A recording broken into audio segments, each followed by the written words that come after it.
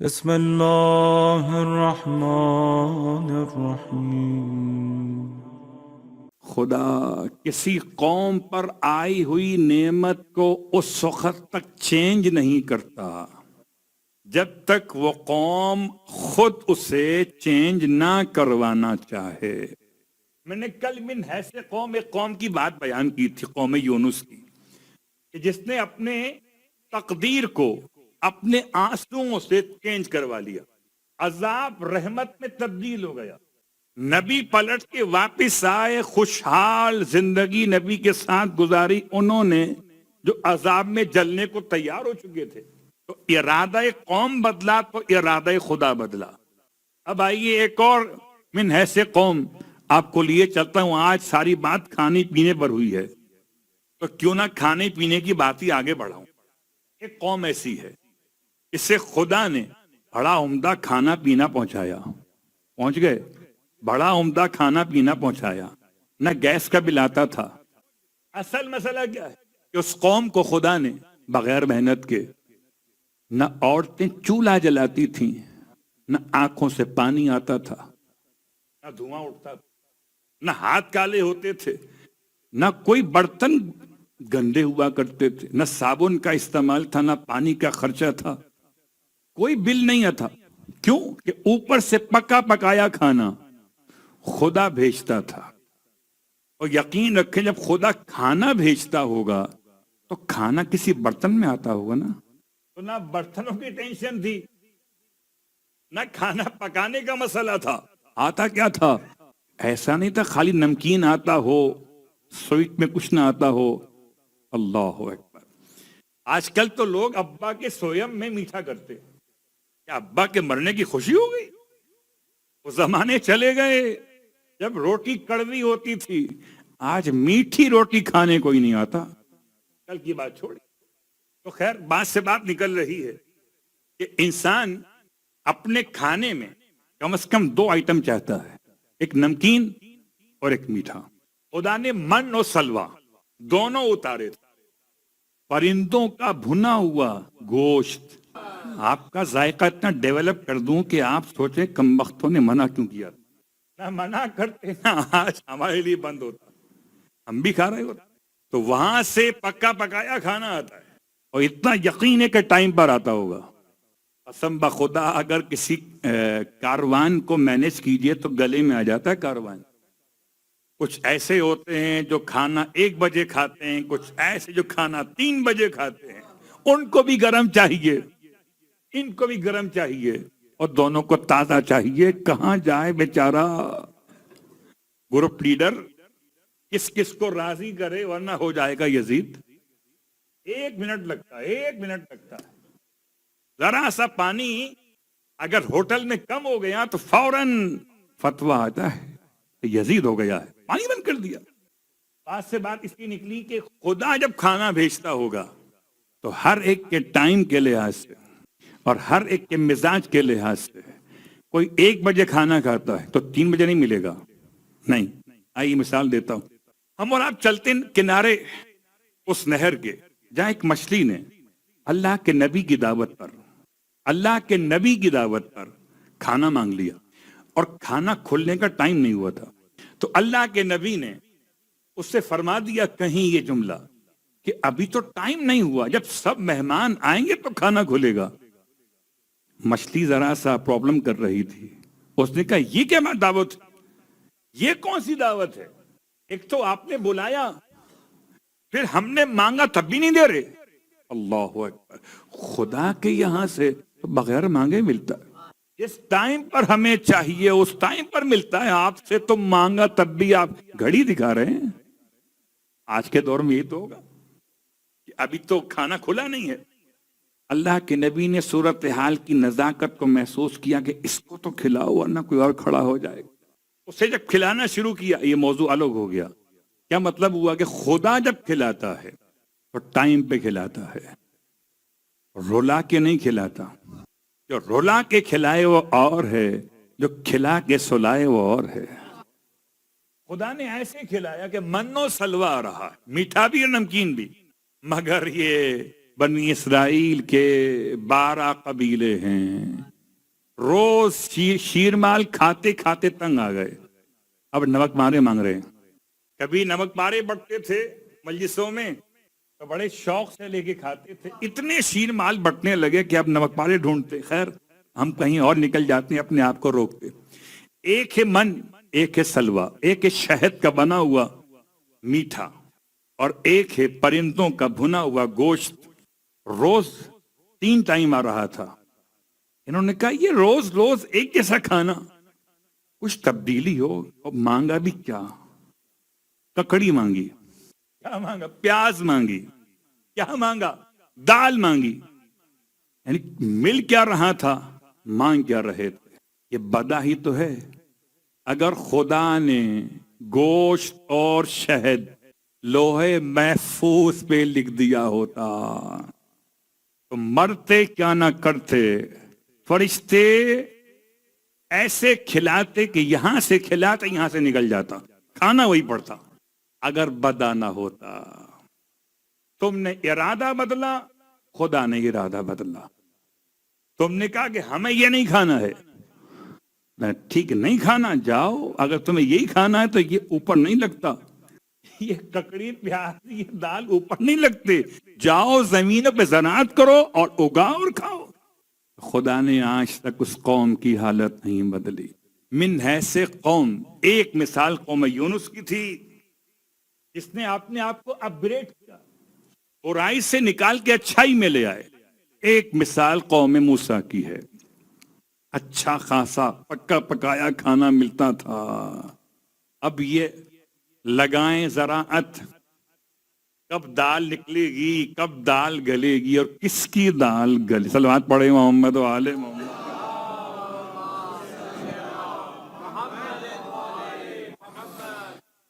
تو یہ مثال مکمل ہو گئی۔ تب آئیے پوری کائنات میں کتنی سینکڑوں مثالیں، ان کا تعلق عقیدہ بدا سے ہے۔ بدا کا مطلب خدا کا فیصلہ تبدیل کرنا۔ خدا فیصلے تبدیل کرتا ہے، سارے نہیں۔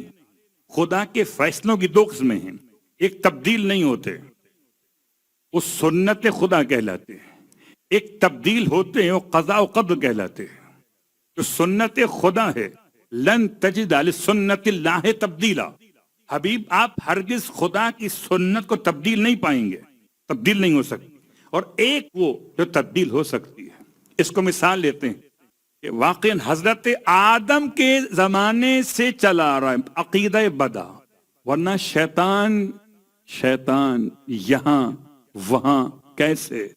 اس نے سجدے کا ارادہ بدلا، خدا نے اس کی حیثیت بدلی۔ کل تک تو فرشتوں میں چھپ کر بیٹھا تھا، اور جیسے ہی اس نے سجدے کا ارادہ بدلا، خدا نے اس کا مقام بدلا، اور ایسا بدلا اگر یہ لوہے محفوظ پہ لکھا ہوا ہوتا تو کبھی بدلا نہ جاتا۔ اور مثال، آئیے ایک اور مثال آپ کی خدمت مقدس میں، حضرت ابراہیم علی نبینا وعلیہ الصلوۃ والسلام نے چھری چلائی نا؟ نہیں چلائی۔ اب جب چھری چلائی تو چھری چلی کہ نہیں چلی؟ اگر چھری چلی تو گلا کٹا؟ جواب جی نہیں۔ اس کے بارے میں علماء کہتے ہیں اب چھری کہتی ہے خود کہ خلیل مجھے کہتا ہے کہ میں چلوں، جلیل کہتا ہے نہ چلوں۔ سوچتا ہوں پروردگاری کیا ضرورت تھی کرنے کی؟ اگر اسماعیل کو ذبح نہیں کروانا تھا، اگر اسماعیل کو ذبح نہیں کروانا تھا تو یہ سارا سین کریٹ کیوں کیا گیا؟ میں نے الفاظ کا انتخاب بہت سوچ کے کیا کہ کہیں کوئی ایسا لفظ منہ سے ادا نہ ہو جائے تو شان پیغمبر کی مناسبت میں نہ ہو۔ یہ سارا منظر کیوں بنایا گیا؟ پھر کچھ تو دکھانا تھا، کچھ سمجھانا تھا۔ ایک مثال اور لے لیجئے، مولا کائنات علی ابن ابی طالب علیہ الصلوۃ والسلام کی بارگاہ میں، امام کی بارگاہ مقدس میں، بہت مشہور واقعہ، آپ کا سنا ہوا کئی مرتبہ، اشارہ کر رہا ہوں۔ ایک چور نے چوری کا اعتراف کیا اور امام سے عدالت کا فیصلہ چاہا۔ امام نے عدالت کا فیصلہ کیا اور اس کی 4 انگلیاں اپنی تلوار کی دھار سے کٹ کر دیں، کاٹ دیں. وہ 4 انگلیاں اپنے دامن میں سمیٹ کر چلا فضائل علی پڑھتا ہوا، بجائے اس کے کہ اسپتال جاتا، پٹی کرواتا. عجیب دیوانہ ہے، عجیب دیوانہ ہے. انگلیاں کٹی ہیں، دامن میں پڑی ہیں، خون بہتا ہے، پھر بھی علی علی کرتا ہے. اللہ اکبر. یہاں تک کہ ایسے فضائل پڑے، لوگوں دیکھو یہ میرا ہاتھ، یہ 4 انگلیاں اس نے کاٹی جو فاتح خیبر ہے. اللہ اکبر. جو قاتل مرحب و انتر ہے، فاطمہ کا شوہر ہے، حسنین کا پدر ہے، مصطفیٰ کا برادر. فضائل پڑھ رہا ہے، یہ نہیں کہتا ارے مولا نے انگلی کاٹ دیا. اب مولا اپنوں کو بھی نہیں چھوڑتے. کیسے مولا ہیں یہ؟ کوئی اپنوں کو ڈسکاؤنٹ دینا چاہیے تھا نا. انگلیاں ریل میں کاٹی تھیں کیونکہ علی ریل ہیں. جب انگلیاں کٹ گئیں، اس نے فضائل پڑھے، خون بہت بہ گیا تو کمزوری سے گر پڑا. کسی نے مولا کو یہ خبر کی، مولا وہ آپ کا دیوانہ جو ہے وہ گر پڑا ہے. امام نے بھیج کے بلوا لیا اسے. سوال کیا کہ تم میری تعریف کیوں کر رہے ہو؟ سوچئے گا، آج قسم بخدا میں اگر اس کے مقام پر ہوتا تو میں قسم کھاتا ہوں ممبر کی عزت کی، میں رو رہا ہوتا، فریاد کر رہا ہوتا، ہائے انگلی کٹ گئی، یہ خون بند کیسے ہوگا، یہ اب کیا ہوگا میرے ساتھ. یہ مولا نے میرا خیال نہیں کیا. میں تو ممبر سے مجلس پڑھتا ہوں. اگر میں اس مقام پر ہوتا تو کبھی اس طرح جملے ادا کرنے کی ہمت پیدا نہ کرتا. سلام ہو اس عظیم مومن پر جس نے مولا کے سامنے. مولا نے فرمایا کہ تم میری تعریف کیوں کر رہے ہو؟ کہا مولا آپ کی تعریف نہ کروں تو اور کس کی کروں؟ کیا مطلب؟ ہم نے تمہاری انگلیاں کاٹ دی، تم میری تعریف کر رہے ہو. کہتا ہے مولا آپ نے دنیا کی سزا دے کر آخرت کے عذاب سے بچا لیا ہے. یہ جملہ اس نے کہا. امام نے اپنے قریب بلایا اور اس کی کٹی انگلیوں کو اس کے دامن سے اٹھا کے اس کے مقام قطع پر رکھا. جہاں سے کٹ کیا تھا اسی پوائنٹ پر انگلیوں کو رکھا، اوپر سے ابا کا کپڑا ڈالا، کچھ فرمایا، کپڑا ہٹایا تو ہاتھ بالکل نارمل تھا. اب یہ بدا ہے کہ نہیں؟ اب خدا والوں کا بدا سمجھ میں آئے. اگر جوڑنا تھا تو کاٹا کیوں؟ اور کاٹ دیا تھا تو جوڑا کیوں؟ یہ محنت کیوں کی گئی؟ سوال ہے کہ نہیں؟ اگر جوڑنا ہی تھا تو کاٹا کیوں؟ اور اگر کاٹ دیا تو جوڑا کیوں؟ امام سے پوچھا گیا. ایسے ایسے لوگ وہاں بھی بیٹھتے تھے، مولا کو مولا بھی کہتے تھے اور کوشچن ریز کرتے تھے. یہ کیا کیا علی آپ نے؟ یہ دونوں کام کیوں کیے؟ 2 کام ہو گئے الگ الگ اور ایک دوسرے کی ضد ہیں یہ دونوں کام. امام نے ارشاد فرمایا کاٹا اس لیے کہ عین عدالت کا تقاضا تھا، اور جوڑا اس لیے کہ عین ولایت کا تقاضا تھا. یار بات واضح ہو گئی. اور اسے کہتے ہیں 2 الگ الگ مسئلے. خدا نے پوری کائنات میں 2 طرح کے لوح کو قرار دیا ہے. ایک لوح محفوظ ہے، ایک لوح محو اثبات ہے. ایک میں چینجنگ آ رہی ہے، ایک میں چینجنگ نہیں آ سکتی ہے. اور اسی کو سمجھتے ہوئے انشاءاللہ آہستہ آہستہ آپ کی خدمت میں بات آگے بڑھے گی، مگر آج جانے سے پہلے آج کی آیت تو پیش کر دوں. کل کی جو آیت پیش کی تھی میں منتظر تھا شاید کوئی مجھ سے آ کے پوچھے گا مولانا دعا کون سی ہے. ابھی تک تو کسی نے دعا پوچھی نہیں ہے، اس لیے کہ ایسا لگتا ہے کہ دل ملانے کا کام اتنا آسان نہیں ہے. کل کی بات یاد ہے، 2 افراد کو ملانے کی بات کر رہا ہوں. بہت آسان ہے 2 کو الگ الگ کرنا، بہت مشکل ہے 2 کو ایک کرنا. اولاد کو ماں باپ سے ملانا، ماں باپ کو اولاد سے ملانا، شوہر کو بیوی سے ملانا، بیوی کو شوہر سے ملانا. اور دونوں کے دلوں کو جوڑنے کے لیے کچھ ایسی دعا تلاش کرنا جس سے خدا ان دونوں کی زندگی آسان کر دے. گھر میں اتحاد رہے، اتفاق رہے تو برکتیں ہوں گی. البتہ آج کی جو آپ کی خدمت میں آیت الیوم ہے وہ ایک آیت نہیں ہے، آج مشکل ہو گئی. اچھے آیتیں ہیں. صلوات پڑھیں محمد والے محمد.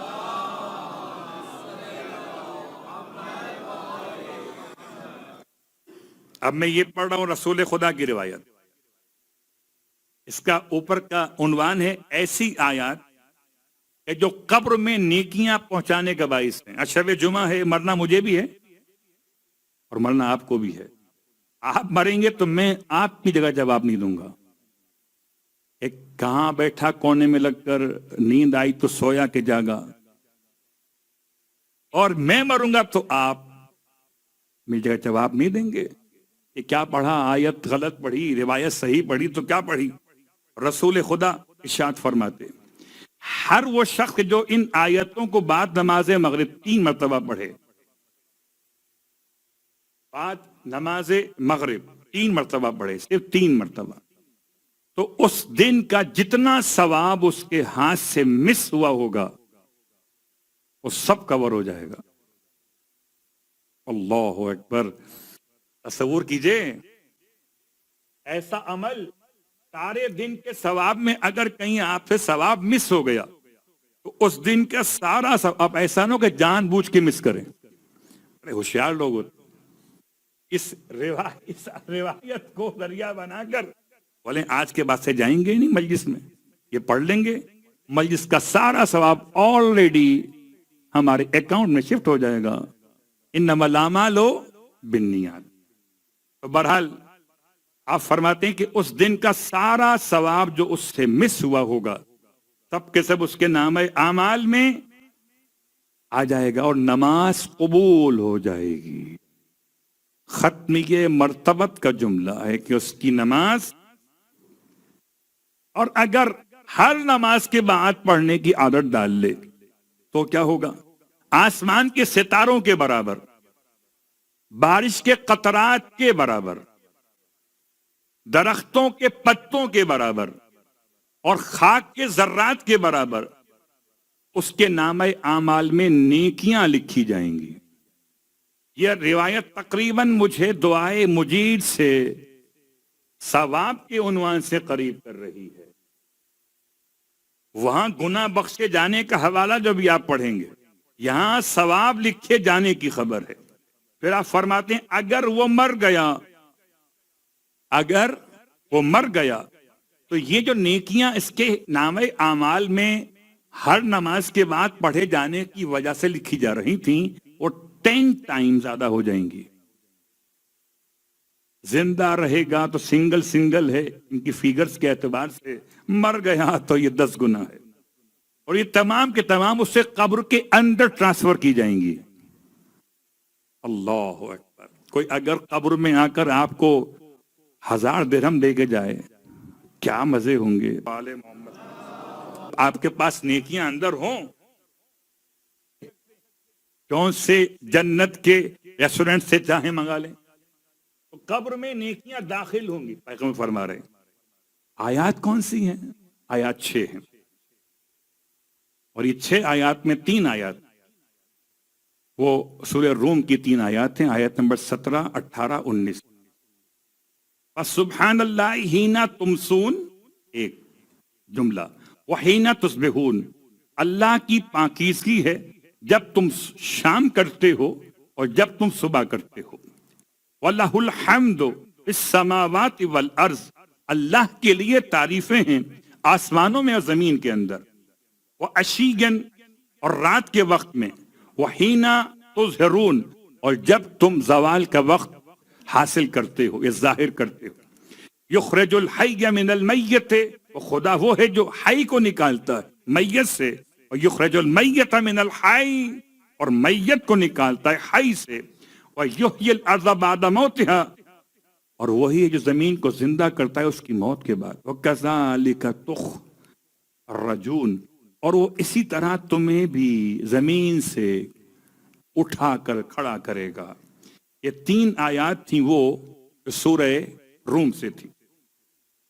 اور اب یہ 3 آیات جو سورہ صافات سے ہیں، آیت نمبر 180، 181، 182، اور چھوٹی چھوٹی ہیں، گھبرائیے نہیں. سبحان ربک رب العزت عما یصفون وسلام علی المرسلین والحمد للہ رب العالمین. یہ 6 آیتیں پڑھیے، پیغمبر کی بات پر یقین ہو ضرور پڑھیے. اور یہ 6 آیتوں سے فائدہ حاصل کیجئے. مغرب کے بعد پڑھیں تو موضوع الگ ہے، ہر نماز کے بعد پڑھیں تو موضوع الگ ہے، زندہ رہیں تو ثواب الگ ہے، مر جائیں تو ثواب الگ ہے. اور مرنا بھی کیا مرنا ہے، نہ جانے دے گی نجف شومی قسمت، ملیں گے قبر میں مولا سلام کر لیں. ایسی موت ہو کہ جہاں زیارت مولائے کائنات کا عنوان ہو.